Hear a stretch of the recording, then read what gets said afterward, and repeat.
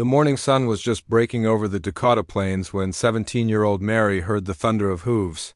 She was hanging wet clothes on the line behind their small cabin when the sound made her freeze. Her father had gone to town for supplies, and her mother was inside preparing breakfast. The sound grew louder, and Mary's heart began to race. She dropped the wet shirt she was holding and ran toward the house. "Mama!" she called out, but her voice was lost in the growing rumble that seemed to shake the very ground beneath her feet. As she reached the porch, she saw them coming over the hill, a group of riders moving fast toward their homestead, Mary's mother. Catherine appeared in the doorway, wiping her hands on her apron. Her face went pale when she saw the approaching riders. "Mary, get inside now," she whispered, but it was already too late. The riders had seen them. The attack happened so quickly that Mary barely had time to understand what was happening. One moment she was standing next to her mother, and the next, chaos erupted around their peaceful home. The riders swept through their property like a storm, and in the confusion, Mary ran. She didn't think, she just ran as fast as her legs could carry her. She found herself hiding in the tall grass near the creek, her heart pounding so hard she was sure everyone could hear it. She stayed there as the sun moved across the sky, too afraid to move, too afraid to look back at what had become of her home. When darkness finally came, she was still there, shivering and alone. For 3 days, Mary stayed hidden in the wilderness. She had no food except for a few wild berries she found, and she drank water from the creek when her thirst became unbearable. She was too scared to return to the cabin, too scared to see what she might find there. Instead, she wandered through the grasslands, lost and hopeless. On the 3rd day, weakness and hunger finally overcame her fear. She stumbled back toward where her home had been, hoping against hope that maybe her parents had survived, that maybe someone had come looking for her. But when she crested the small hill that overlooked their property, her heart sank. The cabin was burned, just a pile of blackened wood and ash. Mary collapsed near what used to be their vegetable garden, crying until she had no tears left. She was completely alone in the world now, with nowhere to go and no one to help her. The nearest neighbor was more than a day's ride away, and she had no horse, no supplies, nothing but the torn dress she wore. As she sat there in her despair, she heard a sound that made her blood run cold, the soft whinny of a horse. She looked up and saw a single rider approaching slowly. Her first instinct was to run again, but she was too weak, too tired to move. She simply sat there, waiting for whatever would happen next. The rider was a Native American man, tall and strong, with long black hair and paint on his face. He rode a beautiful spotted horse and carried a lance decorated with feathers. Mary had heard stories about warriors like this, stories that made her afraid. But as he got closer, she noticed something that surprised her. He looked hurt. The warrior dismounted his horse carefully, moving like someone in pain. Mary could see blood on his arm and the way he favored his left side. Despite her fear, she found herself studying his face. He looked younger than she had first thought, maybe in his 20s, with intelligent dark eyes that seemed to take in everything around him. What happened next surprised them both. Instead of threatening her or riding away, the warrior gestured toward his wounded arm. Mary realized he was asking for help. She looked around and saw her mother's herb garden, somehow mostly untouched by the fire. Without really thinking about it, she stood up and walked over to where some healing plants still grew. Mary had learned about herbs from her mother, who had been known in their small community for her ability to treat injuries and sickness. Working quietly, she gathered some plantain leaves and comfrey, plants her mother had taught her could help wounds heal. The warrior watched her carefully, but didn't interfere. She approached him slowly, showing him the plants in her hands. He nodded and extended his injured arm. Mary cleaned the wound with water from her mother's well and applied the healing herbs as gently as she could. The warrior winced but held still, studying her face as she worked. When she finished, they looked at each other for a long moment. Mary realized this warrior could easily hurt her if he wanted to, but something in his eyes told her he wouldn't. There was a sadness there that seemed to match her own grief. She wondered if he had lost people too, if he understood the emptiness. She felt the warrior said something in his own language.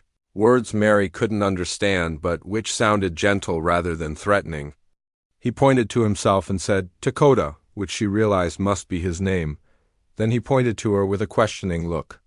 "Mary," she said quietly, touching her chest. He repeated her name carefully, and she was surprised by how respectfully he said it. Dakota looked around at the burned remains of her home, then back at her torn dress and thin face. It was clear she had been surviving on her own for days. He seemed to be thinking about something, weighing a decision that would change both their lives. Finally, he made a gesture toward his horse and then toward her. Mary understood he was offering to take her with him. She looked around at the destroyed homestead, at the endless grassland that stretched in every direction. She had no food, no shelter, and winter was coming. If she stayed here, she would surely die. Mary nodded slowly. Dakota helped her onto his horse, being careful of his wounded arm. As they rode away from the ruins of her old life, Mary felt a strange mixture of fear and relief. She didn't know where they were going or what would happen to her, but for the first time in 3 days, she wasn't completely alone. The warrior seemed to sense her fear and rode slowly, speaking to her occasionally in his own language with a tone that sounded reassuring. Mary found herself thinking about how different this was from the stories she had heard. She had been taught that all Native Americans were dangerous enemies, but this man had shown her kindness when he could have easily left her to die as the sun began to set. Painting the sky in shades of orange and pink, they rode toward whatever future awaited them. Mary didn't know that this chance meeting would change everything, that the warrior who had found her would become the most important person in her life, or that their story would challenge everything both their peoples believed about each other. All she knew was that she was alive and that sometimes salvation comes from the most unexpected places. The journey to Dakota's village took 2 days. During that time, Mary learned that silence could be its own form of communication. Dakota would point to things along the way, a hawk circling overhead, a stream where they stopped to drink, the tracks of animals in the dirt, and say their names in his language. Mary tried to repeat the words, and though she stumbled over the unfamiliar sounds, Dakota would nod encouragingly when she got close. At night, they camped under the stars. Dakota built a small fire and shared his dried meat with her. Mary had never tasted anything like it, but she was so hungry that it seemed like the most delicious meal she had ever eaten. She watched as Dakota cared for his horse, speaking to the animal in gentle tones and checking its hooves with practiced hands. Everything about the way he moved showed respect for the creatures around him. On the second evening, as they sat by their small fire, Dakota began to speak more. Mary couldn't understand most of the words, but she could hear pain in his voice. He pointed to a scar on his chest, then made gestures that seemed to describe fighting. His face grew sad when he touched a leather pouch that hung around his neck. Mary sensed he was telling her about losses of his own, about people who were no longer with him. When they finally reached the village, Mary felt her heart start racing again. She had never seen so many teepees gathered together or so many people moving about their daily business. Smoke rose from cooking fires, children played between the dwellings, and everywhere she looked she saw faces that were nothing like her own. The moment they rode into the camp, everything stopped.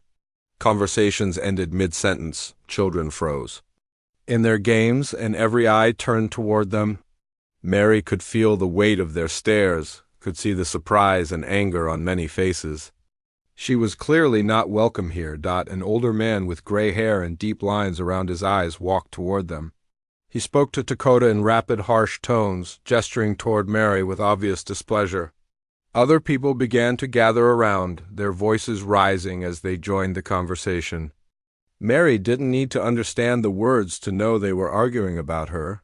Dakota dismounted and helped Mary down from the horse. She stood close to him, trying to make herself as small as possible while the debate continued around her. Several women pointed at her and shook their heads, while some of the younger men looked at her with open hostility. Mary began to wonder if Dakota had made a terrible mistake in bringing her here. The argument went on for what felt like hours. Dakota's voice remained calm but firm as he responded to each person who challenged him. At one point, an elderly woman with silver braids stepped forward and examined Mary like she was inspecting a horse at market. The woman poked at Mary's thin arms, looked at her torn dress, and made disapproving sounds. Finally, Dakota raised his voice and said something that made everyone go quiet. He pointed to his wounded arm, which Mary had treated, then gestured toward her. He spoke for several minutes, and Mary caught her own name mentioned several times. When he finished, the crowd stood in uncomfortable silence. The gray-haired man, who seemed to be some kind of leader, studied Mary for a long time.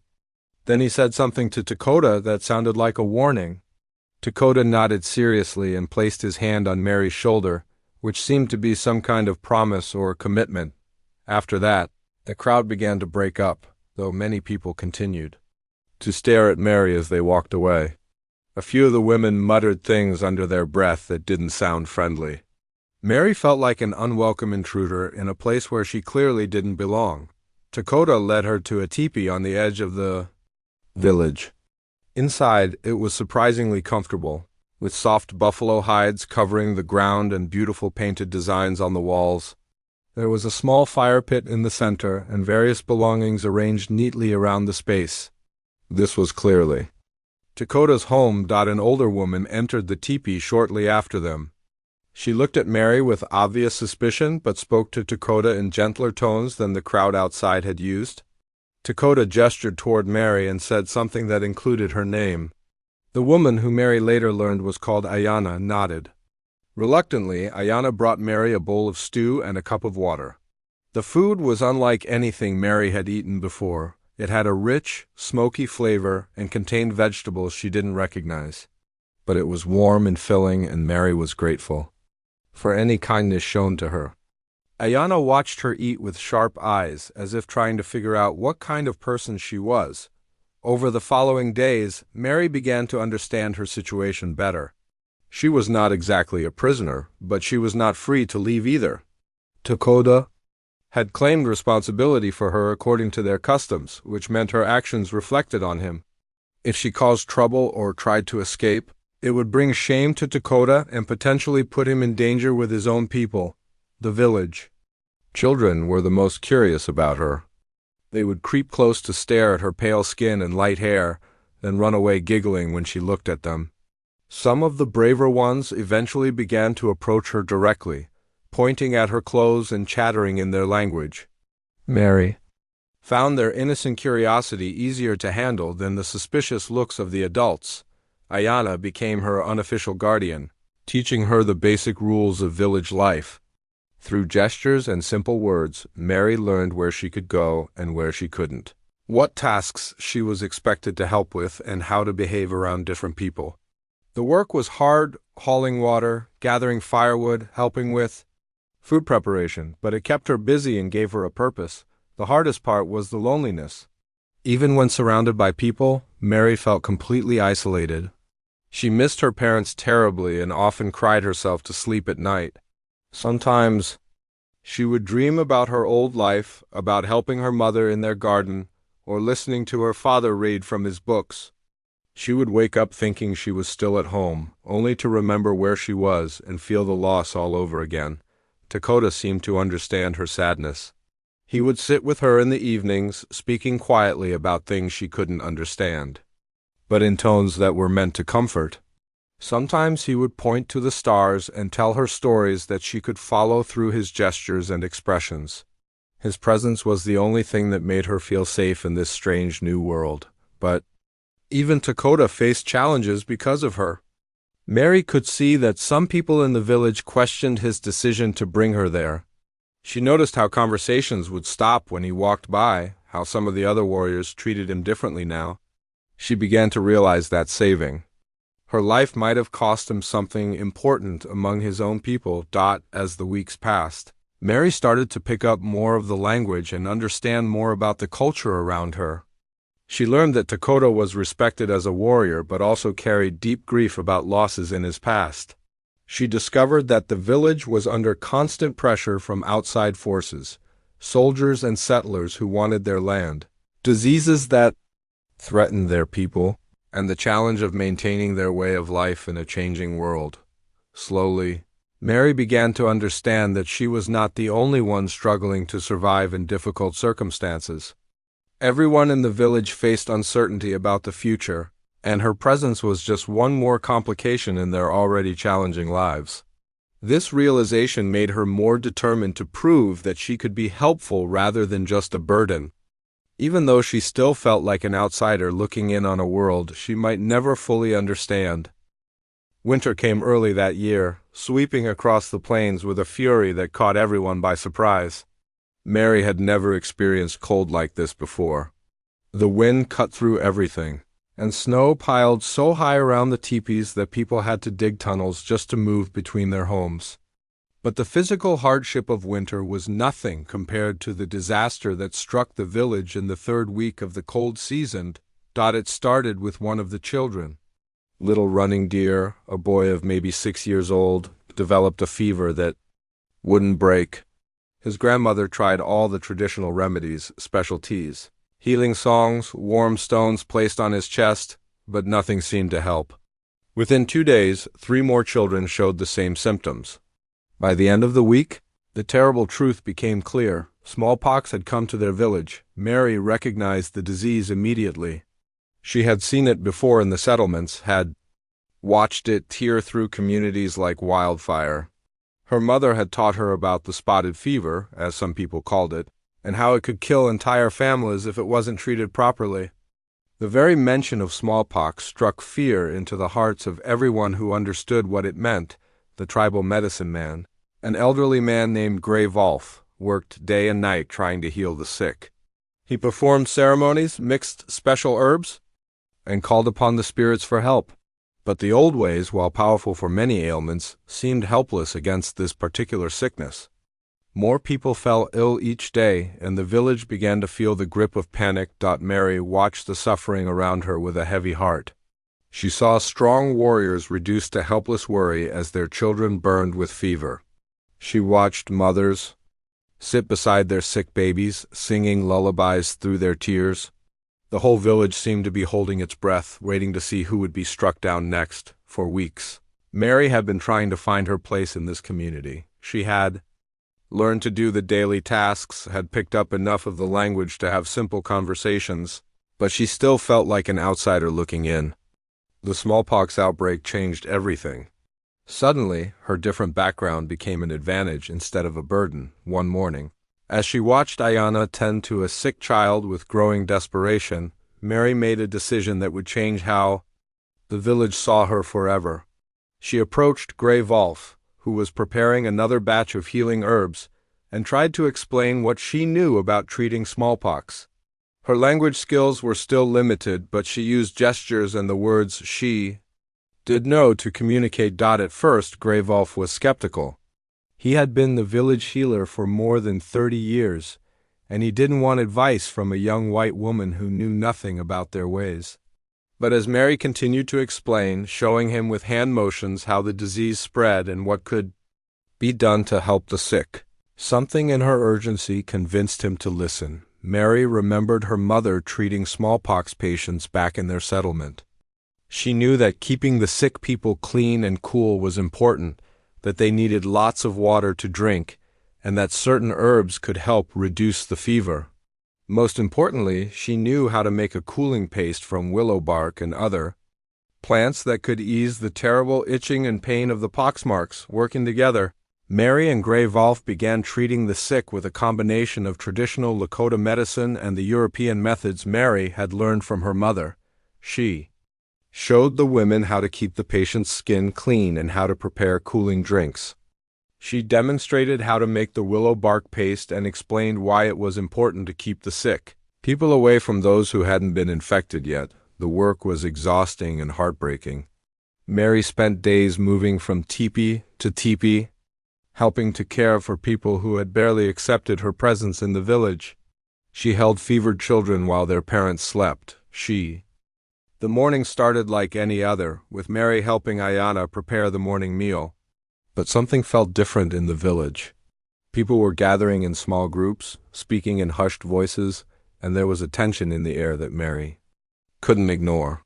She had been living with the tribe for several months now and had learned to read. The subtle signs that meant important news was coming. Dakota had been gone for 3 days with a hunting party, and Mary found herself watching the horizon constantly, hoping to see the familiar shape of his spotted horse. She had grown to depend on his presence more than she wanted to admit. When other people in the village looked at her with suspicion or anger, Dakota's calm strength made her feel like she belonged somewhere, even if that somewhere was complicated. When the hunters finally returned that afternoon, Mary could see immediately that something was wrong. The men rode into camp with serious faces, and several of them went straight to the council lodge without even stopping to greet their families. Dakota dismounted near his teepee and caught Mary's eye, giving her a small nod that was meant to be reassuring but only made her worry more. That evening, the village drums began to beat in a pattern Mary had never heard before. Ayanna explained. Through gestures and the few words, Mary now understood that the council was meeting to discuss important matters. All the adult men had gathered in the large lodge at the center of the village, and their voices could be heard rising and falling. In heated debate, Mary tried to go about her usual evening tasks, but she couldn't concentrate. She could feel the worry spreading through the village like smoke from a fire. The women worked quietly. The children played closer to their mothers than usual, and everyone seemed to be waiting for news that might change everything. When Dakota finally emerged from the council meeting, it was very late. Mary was sitting by the fire in his teepee, mending a tear in one of his shirts, when he pushed aside the entrance flap and came inside. His face looked older somehow, weighted down with thoughts that seemed too heavy to carry. He sat down across from her and stared into the fire for a long time before speaking. When he finally began to talk, his voice was quiet and serious.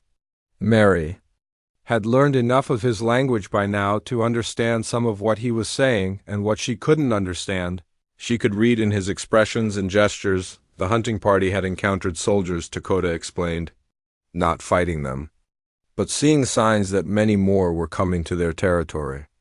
The scouts had reported that other tribes were being forced to move to reservations, pieces of land set aside by the government that were often far from their traditional homes and hunting grounds.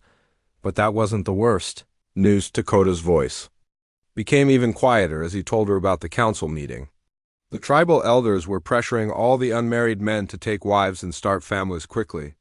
With so much uncertainty about the future, they wanted to make sure the tribe would continue, that their children would carry on their traditions and their names. Mary listened, understanding more than she wished she did.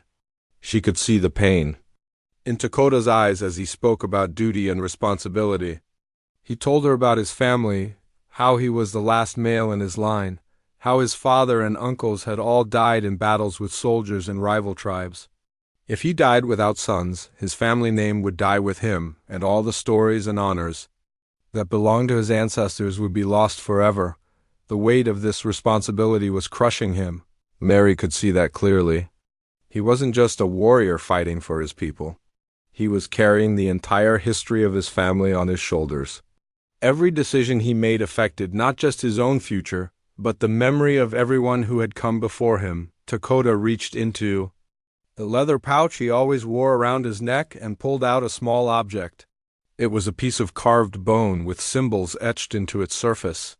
He held it carefully, like something precious that might break if handled roughly. Through a mixture of words and gestures, he explained that it had belonged to his father and his father's father before that. It was supposed to be passed down to his son someday.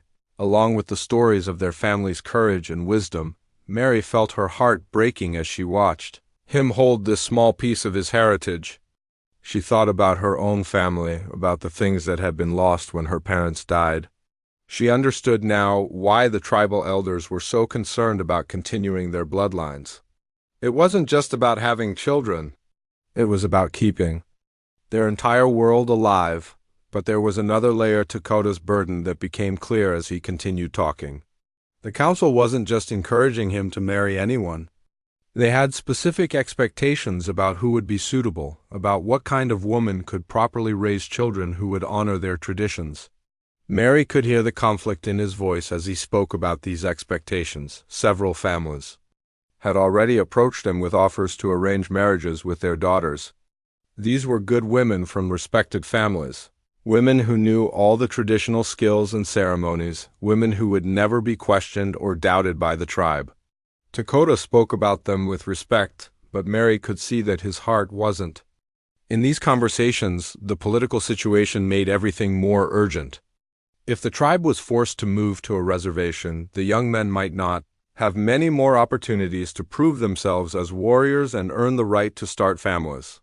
The elders wanted these marriages to happen soon, before the traditional ways of courtship and proving worthiness might be disrupted by outside forces. Dakota looked at Mary across the fire, and she could see something in his eyes that made her stomach flutter with nervousness. There was a question there, something he wanted to say but didn't know how to express. The silence stretched between them, filled with all the things that couldn't be spoken aloud. Mary had been learning about Lakota customs for months now, and she understood how impossible her situation was. She was not just an outsider. She was from the people who were threatening their way of life. No matter how much some individuals might come to accept her, she would always represent everything the tribe was fighting against. But in that moment, sitting across from Dakota with the firelight dancing between them, Mary realized that her own feelings had become impossibly complicated too. This man who had saved her life, who had protected her when she had no one else, had become more important to her than she had ever intended. She cared about his happiness, about the burden he carried, about the impossible choices he was facing. The tribal expectations weren't just affecting Dakota. They were affecting her too. Every day that passed made it clear that her presence in the village was creating problems for him. People whispered about why he spent so much time teaching her their language and customs, why he seemed to care so much about what happened to her. Some of the unmarried women in the tribe had begun to treat Mary with obvious hostility, seeing her as some kind of obstacle to their own hopes of marriage. Mary had noticed the looks, had heard her name mentioned in conversations that stopped abruptly when she came near. She was beginning to understand that her very existence was complicating the most important decisions of Dakota's life. As the fire burned lower, Dakota finally spoke the words that Mary had been both hoping for and dreading. He asked her directly about her future, about what she wanted from life, about whether she had ever thought about marriage and family. His questions were careful and respectful, but Mary could hear the deeper question underneath them all. The conversation that followed would change everything between them, setting in motion events that would challenge everything both of them believed about loyalty, love, and the price of belonging to something greater than themselves. Spring arrived with a gentleness that felt like a gift after the harsh winter they had all survived. The snow melted slowly, revealing new grass underneath, and the first wildflowers began to bloom across the prairie. For Mary, it felt like waking up from a long, difficult dream. The smallpox outbreak was finally over, and the village was beginning to heal from the losses they had suffered. But with the warmer weather came new pressures. Scouts returned from the eastern territories with troubling news about army movements and new settlements being built closer to their lands. The tribal council met more frequently now, and the conversations were always serious and intense. Mary could feel the tension growing in the village. Even though she couldn't understand all the political discussions, Dakota had become quieter since their conversation by the fire several weeks earlier. He still taught her new words in his language, still made sure she had everything she needed, but there was something different in the way he looked at her now. Sometimes Mary would catch him watching her as she worked, and she would see something in his eyes that made her heart race and her cheeks burn with embarrassment. The other women in the village had begun treating Mary differently too. Where once there had been suspicion and hostility, now there was a grudging respect. Her work during the smallpox outbreak had proven that she could be useful, that she cared about their people's welfare. But with that acceptance came new complications that Mary was only beginning to understand. Several of the older women had started making pointed comments about Mary's age and unmarried status. In Lakota culture, most women were married by the time they reached her age, and her single status was becoming a topic of discussion. Ayana had tried to explain to her that being unmarried made her position in the village uncertain. She belonged to no family except through Dakota's protection. And that arrangement couldn't continue indefinitely. One warm afternoon in late spring, Mary was working by the river, washing clothes and enjoying the sunshine on her face when Dakota approached her. He had been away for several days with a hunting party, and she was surprised to see him back so early. He looked serious, more serious than she had ever seen him, and he carried himself with the formal bearing he usually reserved for tribal ceremonies. "Mary," he said, using her name carefully in the way he always did, "we need to talk about something important." Mary's hands stilled in the water. She had been dreading this conversation ever since their talk by the fire, but she had also been hoping for it. The uncertainty of not knowing what he was thinking had been eating at her for weeks. They walked together to a quiet spot away from the village, where a grove of cottonwood trees provided shade and privacy. Dakota seemed to be choosing his words very carefully, switching between English and Lakota as he tried to express something that clearly wasn't easy for him to say. "The council is putting pressure on all the unmarried men," he began, his voice steady but quiet. "They want us to take wives soon, before the soldiers come and change everything. They're worried about the future of our people, about making sure our traditions continue." Mary nodded, understanding more than she wanted to about where this conversation was heading. She had seen the way the tribal elders looked at Dakota during council meetings, had noticed how other families kept presenting their daughters to him at tribal gatherings. "There's something else," Dakota continued, and now his voice carried a weight that made Mary's stomach clench with nervousness. "I am the last man in my family line. My father, my uncles, my brothers, they're all gone. If I die without sons, our family name dies with me. All the stories of my ancestors, all their honors and achievements, will be forgotten." Mary could see the pain this knowledge caused him. In Lakota culture, carrying on the family name wasn't just about personal legacy, it was about honoring everyone who had come before and ensuring their memory lived on through future generations. The responsibility was enormous, and Dakota had been carrying it alone for years. "I could marry any of the women the families have offered," he said, looking out across the prairie instead of at her. "Good women, respected women who know all our ways and would raise children who fit perfectly into our tribe. The council would be pleased, my family spirits would be honored, and everything would be as it should be." Mary felt her heart sinking.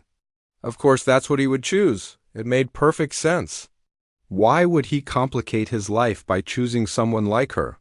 Someone who would always be seen as an outsider, someone whose children would never be fully accepted by either world. But then Dakota turned to look at her directly, and Mary saw something in his eyes that changed everything.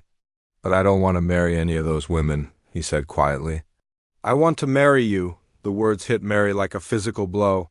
She had been hoping for them and dreading them in equal measure, but hearing them spoken aloud made everything suddenly real.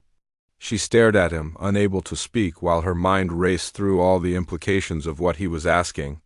"I know how impossible this seems," Dakota continued, his voice growing more urgent as he tried to explain. "I know what it would mean for both of us.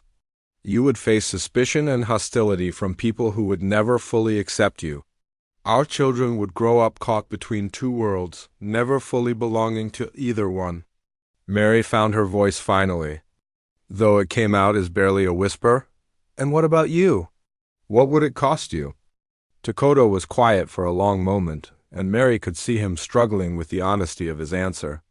"It would cost me the easy acceptance of my people," he said finally. "Some would see it as a betrayal, choosing a white woman when there are perfectly good Lakota women available. Others would question whether our children could truly carry on our traditions." "Then why?" Mary asked, though part of her already knew the answer. "Because I've watched you for months now," Dakota said, his voice growing stronger. "I've seen how you care for our sick, how you learn our ways not to replace your own, but to understand us better. I've seen your strength and your kindness, and I've come to believe that the children we could raise together would be stronger for having both our worlds in their hearts." Mary felt tears starting in her eyes. The proposal was everything she had dreamed of and everything she was terrified of, all wrapped together in words that seemed too important to be real. "But there's more," Dakota said, and now his voice carried a formality that made Mary understand this wasn't just a personal conversation anymore. "I'm not just asking you to be my wife. I'm asking you to take on the responsibility of carrying my family name forward. I'm asking you to help me raise sons who will honor both their Lakota heritage and whatever strength they inherit from your people." The weight of what he was asking settled over Mary like a heavy blanket. This wasn't just about love or marriage. This was about becoming part of something much larger than herself, about taking on responsibilities that would affect not just her own future, but the future of Dakota's entire family line. "I need time to think," Mary said finally, though her heart was already giving her the answer. Dakota nodded, understanding the enormity of what he had asked. "The tribal council is meeting in 3 days to discuss the marriage arrangements for all the unmarried men. If you're going to say yes, I need to know before then so I can speak for us both." As they walked back to the village in silence, Mary's mind was spinning with questions and fears and hopes all tangled together. She was being asked to choose not just a husband, but an entire future that would challenge everything both their peoples believed about love, loyalty, and the possibility of two different worlds becoming one. Mary spent the next 2 days in complete turmoil. She would wake up thinking she had made her decision, only to change her mind by afternoon. The weight of Dakota's proposal felt heavier than anything she had ever carried, and every conversation, every glance, every moment in the village seemed to remind her of what was at stake. She tried to go about her normal tasks, but her hands shook as she worked. Ayanna noticed her distress and attempted to comfort her, but Mary couldn't explain what was troubling her. How could she tell this kind woman that she was considering something that might tear the village apart? How could she admit that her heart was pulling her toward a choice that could destroy the man she had come to love? On the second morning, Mary was gathering firewood near the edge of the village when she heard the sound that had haunted her nightmares for months, the thundering of many horses approaching fast. But this time, the riders weren't painted warriors. They were soldiers, and they were coming directly toward the village. The alarm went up immediately. Women grabbed their children and rushed toward the center of the camp while men reached for their weapons. Mary dropped her bundle of sticks and ran back toward the teepees, her heart pounding with fear and terrible memories of the day her family had died. But as the riders got closer, it became clear this wasn't an attack. There were only about 20 soldiers, not nearly enough to threaten the entire village. They rode under a white flag, which Mary knew meant they wanted to talk, not fight. Still, the tension in the air was thick enough to cut with a knife. The soldiers stopped just outside the village boundaries. Their leader, a man with silver hair and tired eyes, dismounted and walked forward slowly, his hands visible and empty. Dakota and several other warriors met him halfway. While the rest of the tribe gathered to watch from a safe distance, Mary couldn't hear most of what was being said, but she could see from the gestures and expressions that it was serious. The soldier leader was pointing toward the east and making sweeping motions with his arms. Dakota's face grew darker with each word, and the other warriors began to look angry and worried. After what felt like hours, the soldiers rode away. Dakota and the other men returned to the village center, where the entire tribe had gathered to hear what news they brought. The women's faces were tight with fear, and even the children seemed to sense that something terrible was coming. When Dakota spoke, his voice carried across the silent village like thunder before a storm. Mary had learned enough of the language to understand most of what he said, and what she heard made her blood run cold. The soldiers had brought an ultimatum from the government. The tribe had 2 months to pack up their entire village and move to a reservation 300 miles away. If they refused, the army would come back with enough soldiers to force them to go. The news hit the village like a physical blow. People began talking all at once, their voices rising in anger and fear. Some of the older men spoke about fighting, about dying on their ancestral land rather than giving it up. Others talked about the practical realities of moving an entire community, especially with winter coming again soon. But for Mary, the news meant something even more personal and devastating. If the tribe was forced to move to a reservation, what would happen to her? Would they take her with them, or would this be the end of the life she had built here? And what about Dakota's proposal? How could they think about marriage and family when their entire world was about to be turned upside down? That evening, as the village buzzed with worried conversations and emergency planning, Mary found herself walking alone toward the river. She needed space to think, needed to be away from the fear and anger that filled every corner of the camp. The water was calm and peaceful, reflecting the first stars that were beginning to appear in the darkening sky. She was surprised when Dakota appeared beside her, moving so quietly she hadn't heard him approach. They stood together in silence. For a while, both lost in their own thoughts about what the day's news meant for their future. "The council is meeting tonight to decide what we'll do," Dakota said finally. "Some want to fight, some want to run deeper into the wilderness, and others think we should go to the reservation and try to make the best of it there." Mary nodded, understanding that each choice came with terrible risks. Fighting meant almost certain death for many of the warriors. Running meant leaving behind everything they had ever known and living as fugitives. Going to the reservation meant giving up their freedom and their way of life. "What do you think will happen?" she asked. Dakota was quiet for a long time before answering. "I think we'll have to go," he said finally. "We can't fight the entire United States Army, and we can't survive in the wilderness with children and elderly people. It's not the choice any of us want to make, but it might be the only choice that keeps our people alive." The resignation in his voice broke Mary's heart. This strong, proud warrior, who had always seemed so confident and in control, was facing the destruction of everything he had fought to protect. She wanted to comfort him, but what words could possibly help in a situation like this? "What about us?" Mary asked quietly, though she was afraid to hear the answer. Dakota turned to look at her, and in the starlight she could see the pain in his eyes. "I don't know," he said honestly. "Everything I asked you 2 days ago, it all seems impossible. Now, how can I ask you to marry me and bear my children when I don't even know if we'll be allowed to live as husband and wife on the reservation? How can I promise you a future when I can't see past next week?" Mary felt tears starting to fall down her cheeks. She had been struggling with his proposal, but she hadn't realized until this moment how much she had been hoping to say yes. The thought of losing not just the possibility of a life with Dakota, but Dakota himself, was more than she could bear. "Maybe that's exactly why we should do it," she said suddenly, surprising herself with the words. "Maybe when everything else is uncertain, love is the only thing we can count on." Dakota stared at her, and Mary could see hope beginning to fight with despair in his expression.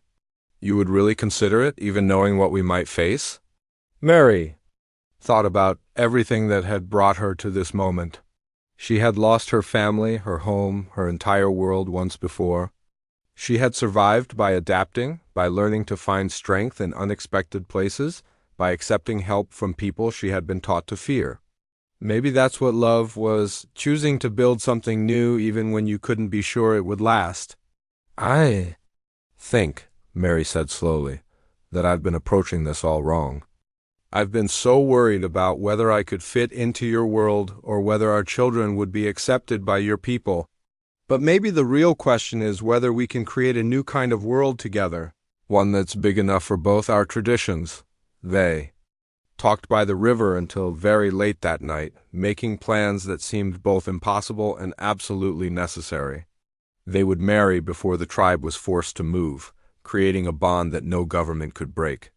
They would find a way to honor both their heritages, teaching their future children to be proud of their complex identity instead of ashamed of it. But most importantly, they would face whatever came next together as partners who had chosen each other despite all the reasons they should have remained apart. In a world that seemed determined to tear everything familiar away from them, they would hold on to the one thing that felt solid and real, the love that had grown between them against all odds. As they walked back to the village hand in hand, Mary realized that her choice was finally clear. She would marry Dakota not because it was easy or safe or guaranteed to work out, but because some things were worth fighting for even when the odds were stacked against you. Tomorrow she would tell him yes, and they would begin the hard work of building a future that honored both their pasts while creating something entirely new. The morning after Mary made her decision, she found Dakota preparing his horse for another council meeting. The entire village had been buzzing with activity since dawn, as people tried to process the news about the forced relocation while also preparing for the difficult choices ahead. When Mary approached him and quietly said, "Yes," Dakota stopped what he was doing and looked at her with such intensity that she felt her cheeks burn. "Are you certain?" he asked, his voice barely above a whisper. "Once I speak to the council about this, there will be no going back. We'll both have to live with whatever consequences come from this choice." Mary nodded, surprising herself with how calm she felt now that the decision was made. "I'm certain. Whatever happens next, we'll face it together." Dakota's face lit up with a smile that transformed his entire appearance. For a moment, the worry and stress that had been weighing on him seemed to disappear, replaced by pure joy. He reached out and took her hands in his, and Mary felt a warmth spread through her chest that had nothing to do with the morning sun, but their happiness was quickly tempered by reality. When Dakota announced their engagement to the tribal council that afternoon, the reaction was explosive. Some of the elders were furious, arguing that this was not the time for such controversial decisions. Others worried about what it would mean for the tribe's unity during such a difficult period. A few of the younger warriors openly questioned Dakota's loyalty to his people. The debate went on for hours. Mary could hear the raised voices from inside Dakota's teepee, where she waited with growing anxiety. Ayanna sat with her, offering quiet support but unable to hide her own concern about how the village would react to this news. When Dakota finally returned, his face was grim but determined. "It's settled," he said. "We can marry, but it has to happen quickly. The council wants it done before we leave for the reservation, so there's no question about our status when we arrive at the new place." Mary felt a mixture of relief and terror. She was getting what she wanted, but everything was happening so fast that she barely had time to process it. In her old life, she had imagined a wedding with her parents present, with months of planning and preparation, with a white dress and flowers and all the traditions she had grown up expecting. This would be something entirely different. Over the next few days, the entire village became consumed with preparations for both the wedding and the coming move. The women worked together to create traditional wedding clothes for Mary, teaching her about the significance of each piece and how to wear them properly. The beadwork was beautiful, with patterns that told stories about strength and love and new beginnings. Mary was amazed by how the community came together to support the wedding, even those who had initially opposed it. She realized that the Lakota people understood something about facing hardship together that went beyond personal disagreements.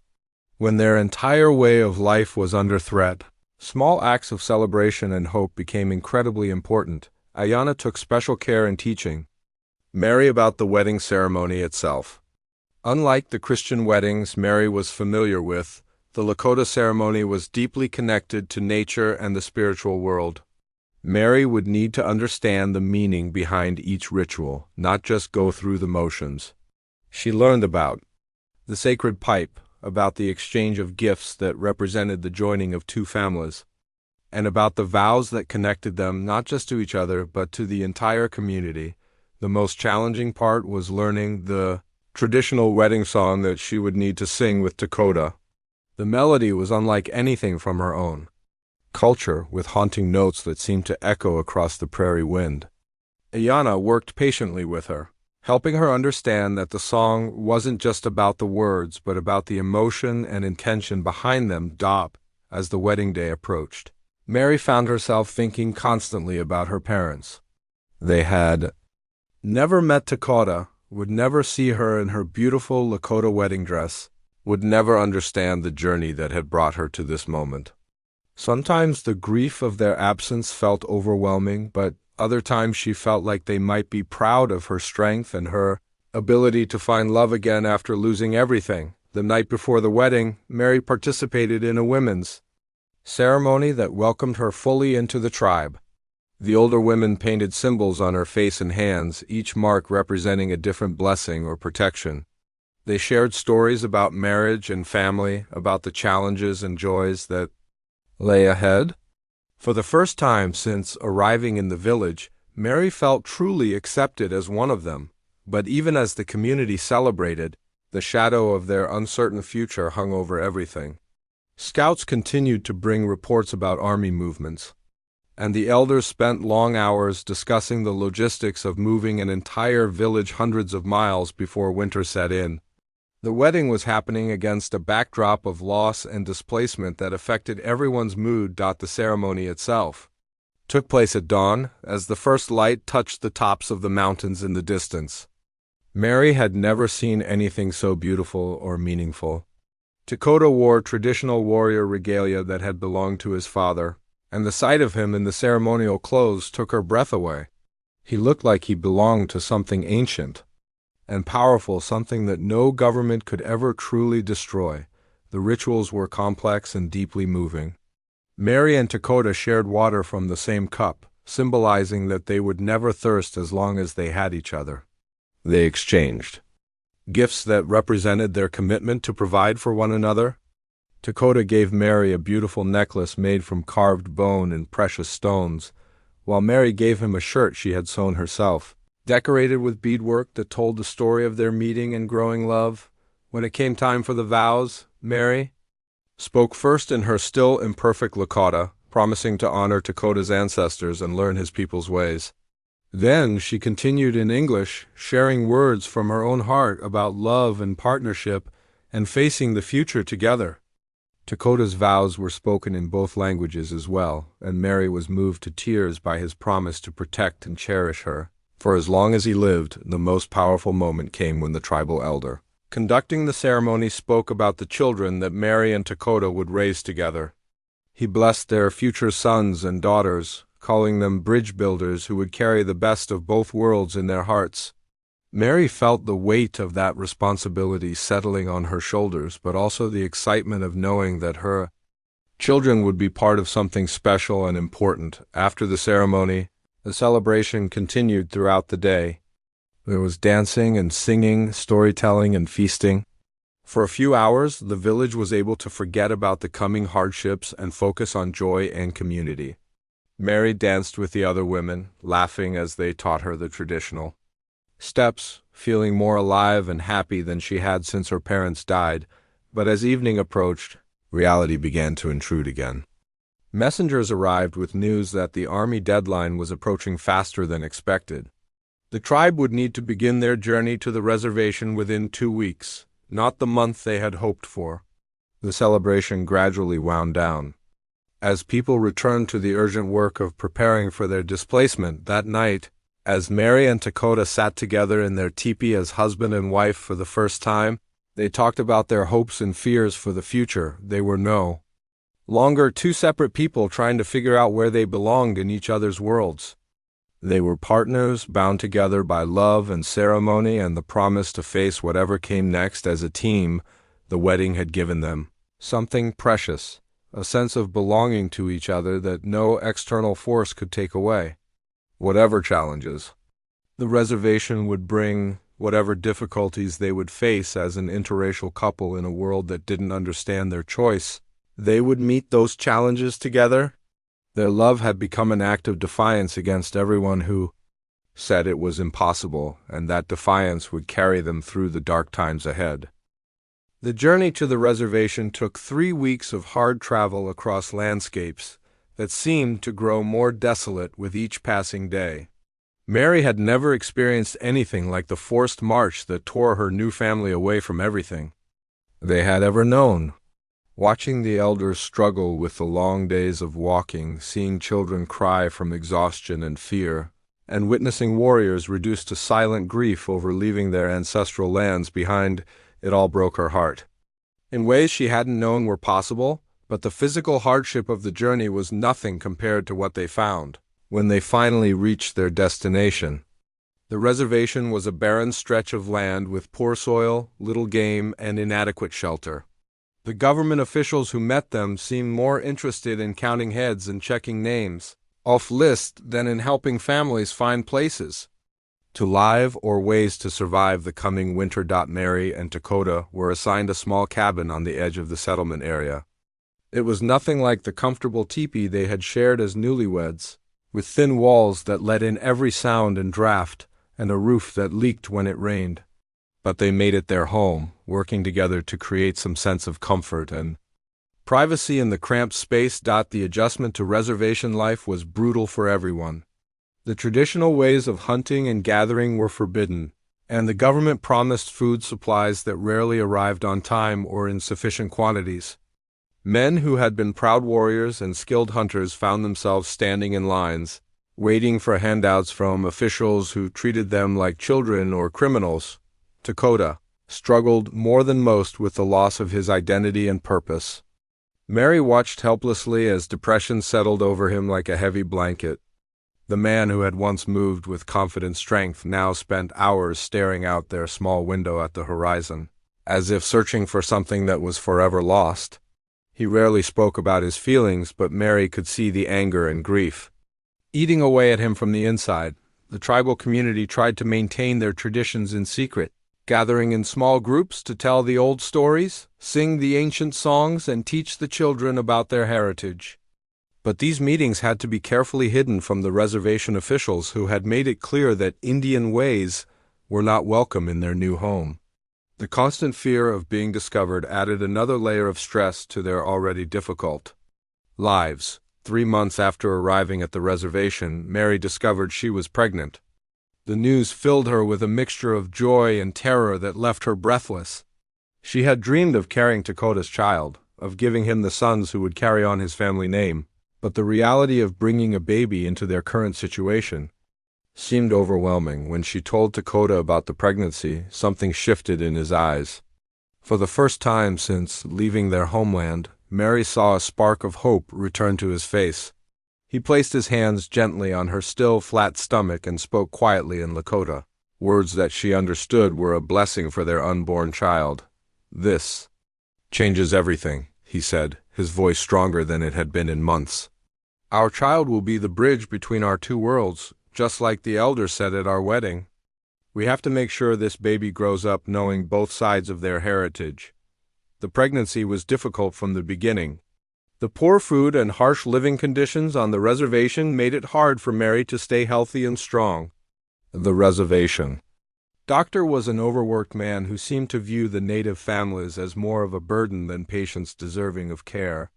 Mary found herself relying on the traditional knowledge of the older women in their community, mixing their herbal remedies with what little medical care was available. As her belly grew, Mary became the center of hope for many people in their community. Other women would stop by their cabin to share advice and stories, to touch her stomach and offer blessings for the baby. The elders spoke about how this child would represent the survival of their people, carrying forward the blood of warriors and the strength of generations into an uncertain future. But the pregnancy also brought new dangers. Some of the white officials on the reservation made it clear that they disapproved of mixed marriages and were suspicious of children who wouldn't fit neatly into their categories of Indian or white. Mary heard whispers about children being taken away from families who were deemed unfit, sent to boarding schools where they would be forced to forget their tribal heritage completely. Dakota became fiercely protective as Mary's pregnancy progressed. He rarely left her side for long, and he began teaching her more advanced Lakota language and customs, determined that she would be able to pass on every detail of their culture to their child. He also started writing down the stories of his family, using the English alphabet to preserve the oral histories that might otherwise be lost. The writing project became Dakota's new purpose. Working by candlelight in their small cabin, he filled page after page with the adventures of his ancestors, the meanings behind traditional ceremonies, and the values that had guided his people for generations. Mary helped him with the English words when his writing skills weren't sufficient, and together they created a record that their child could read even if all the elders were gone. Winter arrived early and harsh that year, bringing challenges that tested everyone's survival skills. The government food supplies were delayed by storms, and several of the elderly people in their community died from cold and hunger. Mary's pregnancy made her especially vulnerable, and there were nights when she wasn't sure she and the baby would make it through until morning, but the community rallied around them, sharing what little food they had and taking turns keeping their cabin warm. Mary realized that even in this desolate place, surrounded by people who wanted to erase their identity, the bonds of family and tradition were still strong enough to sustain them. On a snowy night in late February, Mary went into labor. The birth was long and difficult, with only the traditional midwives to help since the reservation doctor was away. But when her son was finally born, healthy and strong despite all the hardships they had faced, Mary felt a joy so pure it seemed to light up the entire cabin. Dakota held his son with trembling hands, tears streaming down his face as he whispered the baby's name in Lakota. The name meant new beginning, and Mary understood that this child represented not just their personal happiness, but the hope of their entire people for survival and continuance. The naming ceremony took place in secret, with only the closest family members present. The baby was blessed in both Lakota tradition and with prayers Mary remembered from her childhood. As the elders spoke over their son, Mary realized that everything she and Dakota had gone through, the loss of their families, the prejudice they had faced, the forced displacement, and the struggle to build a life together, had led to this moment. Their son would grow up knowing he was loved by two families, two cultures, and two traditions. He would carry Dakota's family name forward into the future, but he would also honor the memory of Mary's parents and the values they had taught her. Most importantly, he would be living proof that love could survive even when everything else seemed lost. As Mary held her baby close, listening to Dakota sing a traditional lullaby, she thought about the question he had asked her so many months ago: "Will you give me my sons and carry my name?" She had answered yes, but now she understood that the question itself had been too small. What they had created together was bigger than sons or names or even survival. They had created hope itself, wrapped in a blanket and sleeping peacefully in her arms.